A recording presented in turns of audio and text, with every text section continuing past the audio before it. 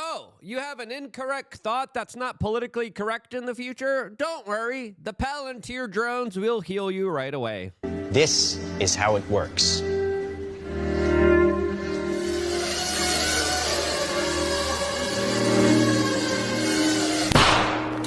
Yeah, fixed! As of course, now imagine what's going to be happening with the nanobots that most people don't even know about. All of this, as of course, it looks like Ben Shapiro is definitely getting his way as the world foreign policy is up in heavals and going in a direction that I think he has been calling for. All of this as he had some very interesting statements as of late that he made at the Hungary CPAC conference that we, of course, are going to be playing and going over here in this particular video, as there's a lot of things that we could criticize Benny Boy for, and we're going to try to do that in a more kind of nuanced, honest kind of way as best as we can here on this YouTube channel. And if you appreciate that, subscribe, click the notification button, as of course we have a lot of very important issues to get into, specifically when it comes to American-Israeli relations, which are represented by one of the biggest right-wing political figures out there,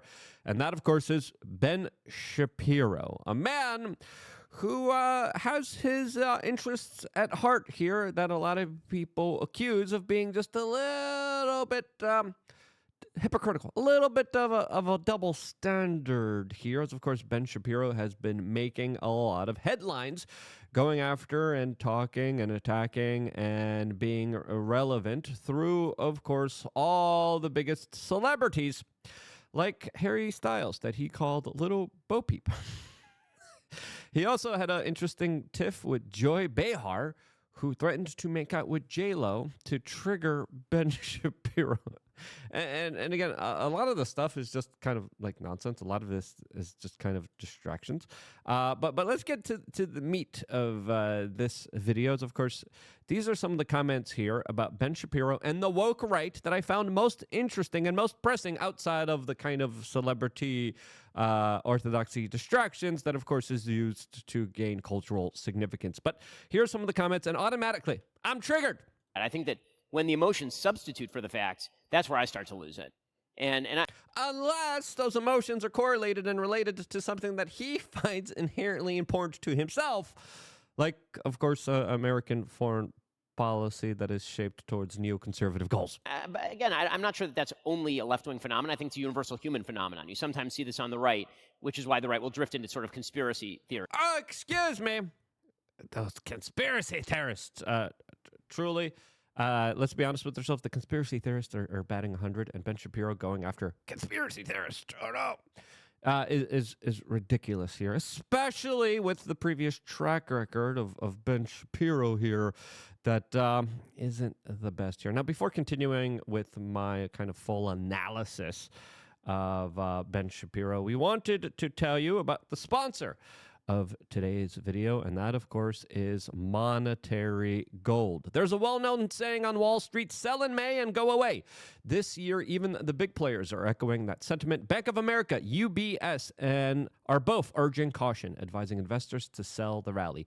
Markets are still struggling to regain their footing. We've seen over $11 trillion in wealth erased from U.S. equities, and the broader economic outlook remains uncertain. Historical periods like this have often led to increased central bank intervention, which more often than not means more money printing and a weaker dollar. In uncertain environments, the one asset has shown remarkable resilience over thousands of years is, of course, physical gold. TD Securities points out that gold remains underowned by institutional standards, and Goldman Sachs is projecting a possible rise to $4,000 an ounce by 2026.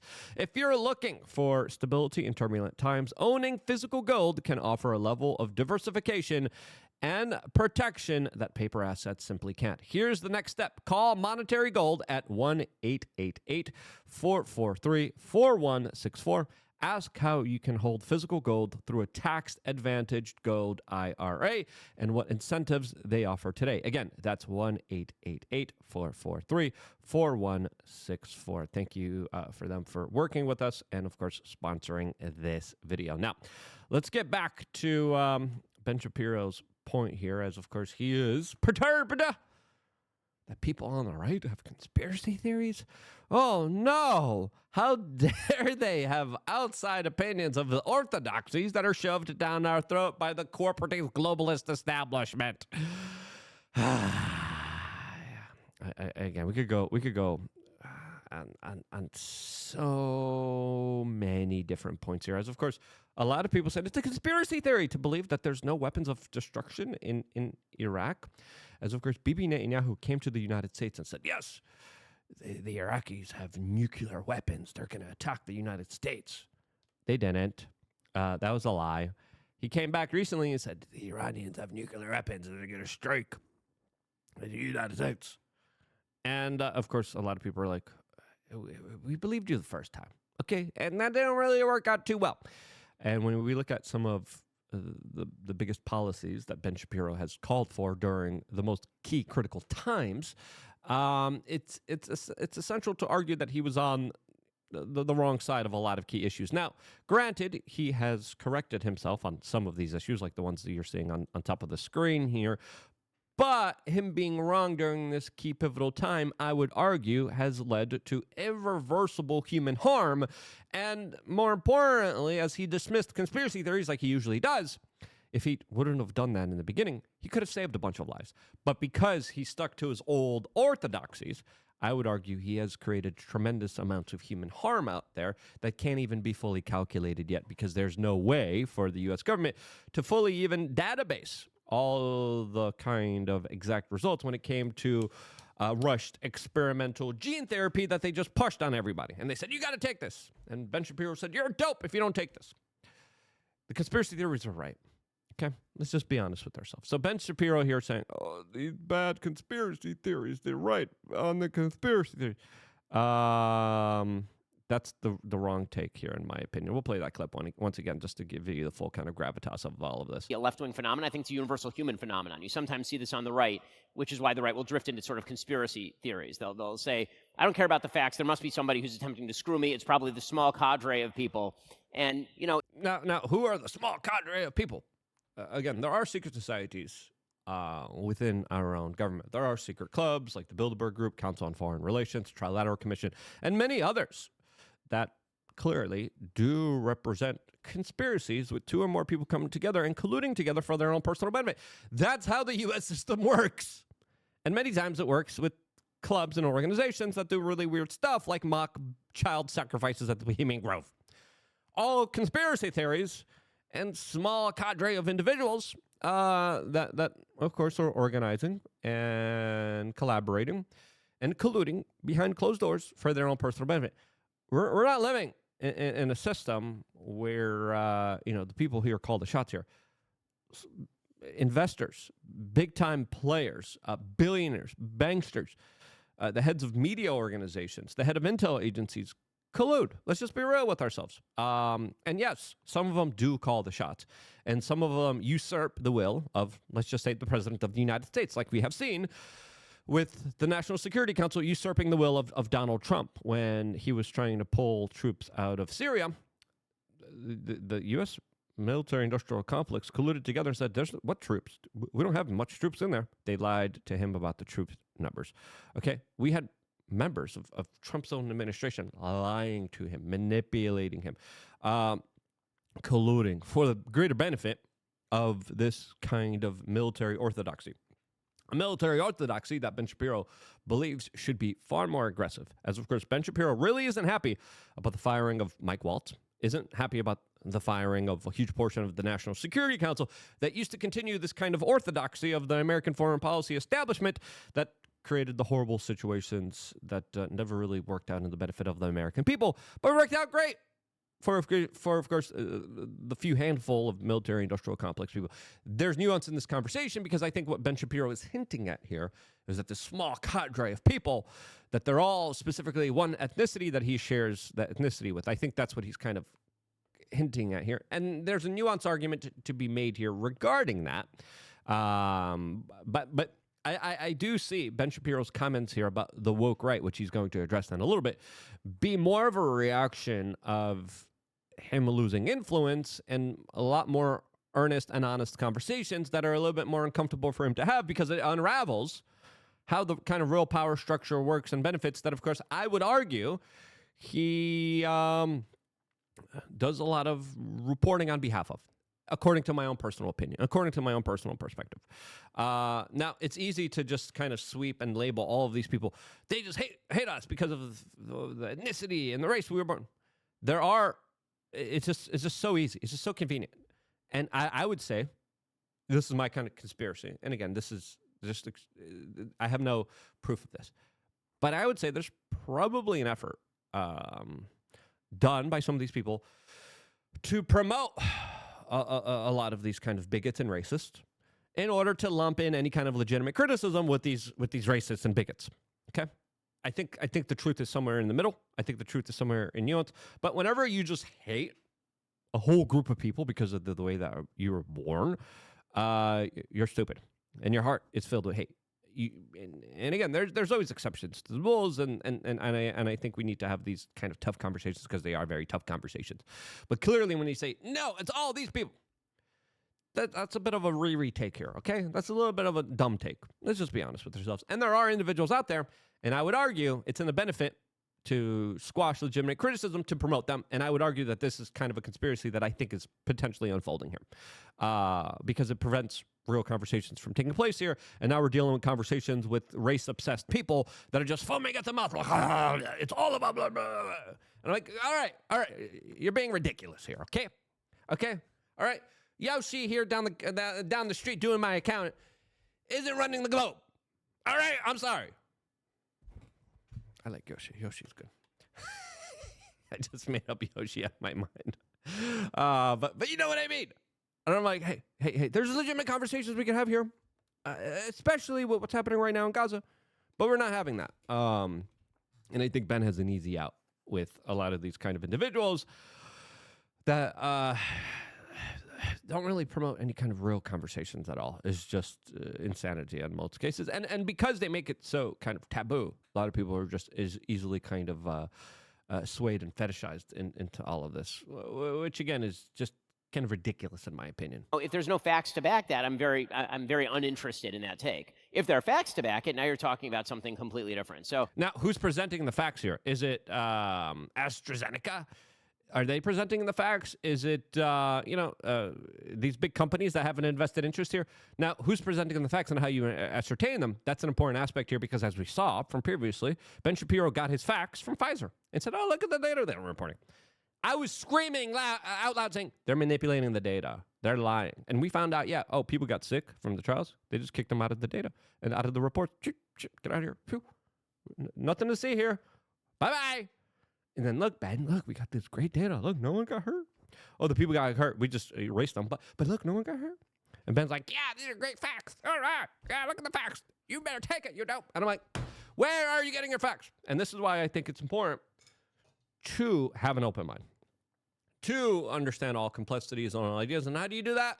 You theorize, and you think about hypotheticals, and you think about, okay, Q bono, who benefits? Is there a conspiracy at play here? Probably. And there usually is. Again, I think you're right. The foundation has to be facts. But yeah, sure, you're going to have to build some sort of emotional superstructure atop that if you hope to be convincing. Okay. I don't see anything wrong with that, as of course emotions sadly now rule our world here. And we had this other question by this man talking about just let's just be honest, some of the hatred based on race amongst the right, which is existent. Let's not deny that it doesn't exist. It does exist. It's real. But to make this your vocal point, to get rid of all criticism, is just too easy and convenient, to the point where I got some questions about that. And I think it's very easy just to label everyone who disagrees with you as just hating you for the way you were born. No, there's some legitimate conversations that I think we should have that we don't have. And again, it's like you're stuck between two crazy sides. It's like, okay, you're wild. Yeah, you're insane. You're crazy. Oh yeah, okay. Now, and it's like we can't even have a real conversation here. It's like crazy people screaming at each other, and you're just kind of stuck there in the middle. Prominent conservative voices in America started to say sometimes subtle, sometimes not as subtle, and quite explicit anti-Semitic stuff. And for me, as an Israeli Jew, that's pretty worrying because I always saw the conservative movement in America as a natural ally. So my question is... This, as some Americans are saying, okay, why should we go out and bomb Iran? Ben Shapiro is furious that the United States is not bombing Iran for the benefit of Israel. That, to me, is something that a lot of people are having some very tough conversations on. And those tough conversations are needed. Just to label, some of it's overt, some of it's all because of hatred. No, it's not all because of hatred. It's all because, hey, we don't want more wars. Look what happened when we did have those wars. Look what happened in Iraq. Look what happened with the rise of radical jihadism in the region. Look what happened with how powerful Iran became because of the Iraq war. Look what happened to our reputation on the world when we started to rendition and torture people as you guys were cheering like seals, like, yeah, and Coulter was like, torture all of them. And I'm like, hey. Can we not respect human rights here? Can we have a more nuanced conversation? Since, none of the bad guys came from Iraq, came from Saudi Arabia. Don't go there. But listen, again, let's continue on this conversation. How much of a percentage does that represent of conservatives in America? How much are you worried about it? And how do you think we should reply or we should deal with this new phenomenon? So, first of all, I'm not a huge fan of the term woke right because I think that it obscures more than it illuminates. And so Ben's right about that. The term woke right has been kind of very generalized and just used against people who, of course, are deviating from the orthodoxy and the establishment just a little bit too much as the people who are trying to hold that Overton window shut and the people who are trying to open it are being accused of being woke right. So I actually agree with Ben here. I'll try to be very specific about who I think you're talking about, and you tell me if I'm wrong. I think that the philosophy of the people that you are referring to essentially says that there is, just like the left, a group of people who are put upon, and that group of people who are put upon by an elite cadre of people. Here they will often name check Jews or Israelis or Israeli foreign aid, and that's what's making their life bad. So Are there some individuals that are doing that? Some of them are, but is that the most prominent kind of right wingers like Dave Smith, Tucker Carlson, and others who are criticizing policies, decisions, and actual moves being made by our government? No. That's not. And those are the people that Ben Shapiro clashes with the most. Ben Shapiro and Tucker Carlson hate each other. They really don't like each other. Eye Patch McCain really doesn't like Tucker Carlson. Tucker Carlson keeps bringing up all the issues, but he doesn't do it from a hateful way, but to kind of insinuate even that, which I think Ben Shapiro is doing here, is absolutely disingenuous. That in the same way that the left will argue that every disparity is in fact discrimination, that every thing that is unequal between two parties must be because someone is harming the other party.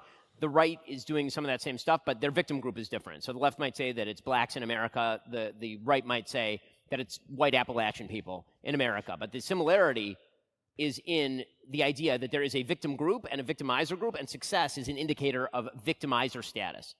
And so is that a problem on the right? Absolutely. I mean, you can see sort of a... Do I see it as a problem on the right? No, personally. That's just me. And that's where I kind of disagree. Are there individuals like that Ben Shapiro is describing? Yeah, I absolutely. But to kind of lazily say, you're woke, right? Tucker Carlson, you work for the Qataris, Tucker Carlson. That's a ridiculous argument that doesn't have any kind of basis in reality to it. Is there a big problem? I don't think there is.